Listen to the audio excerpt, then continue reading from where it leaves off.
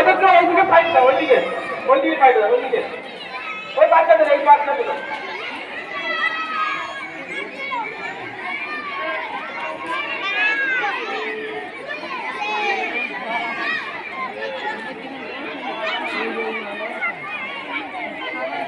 কিন্তু ছোট ছোট বাচ্চারা তোমরা নিশ্চয় সেই মেঘে আর পুকুরের গল্পটা করেছ বা স্বাধীনতার প্রেম বা বাবুল পাখি লড়াই পাখি যে কবিতা নিশ্চয় তোমরা পড়েছ।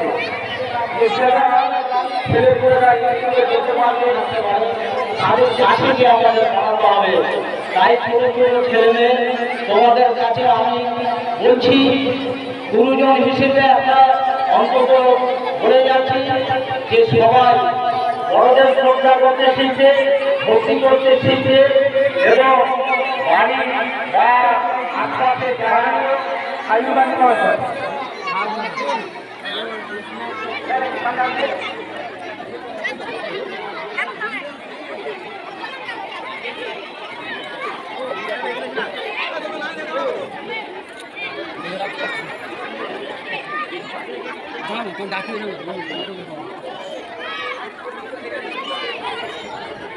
এখন আমাদের পতাকার্ষণ হচ্ছে। পতাকার্ষণের মধ্যে রামচন্দ্রপুর তুলসী মাদ্রাসা প্রাক্তন প্রাথমিক মাননীয় আইন সম্রাট রামচন্দ্রপুর প্রাথমিক বিদ্যালয়ের প্রধান শিক্ষক এবং রামচন্দ্রপুর তুলসী মাদ্রাসা বর্তমান প্রধান শিক্ষক এখন পতাকার্ষণ করছেন প্রাক্তন প্রাথমিক আইন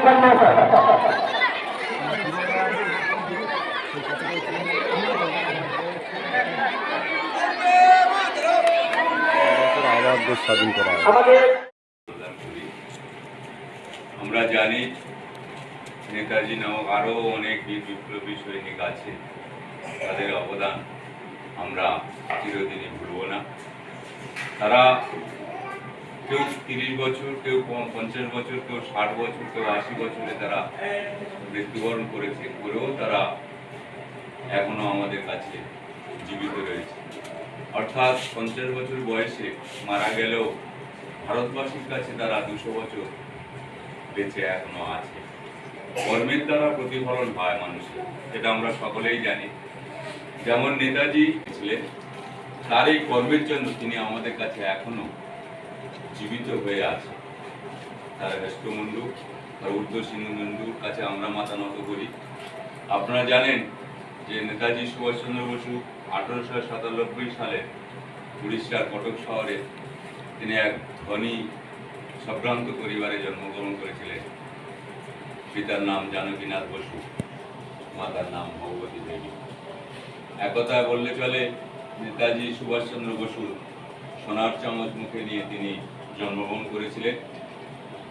ছাত্র অবস্থায় তার পড়াশোনার দিকেও খুব ভালো ছিল। কলকাতার মেট্রিকুলেশন পরীক্ষায় তিনি প্রথম স্থান অধিকার করেছিলেন এবং তিনি দর্শন শাস্ত্র নিয়ে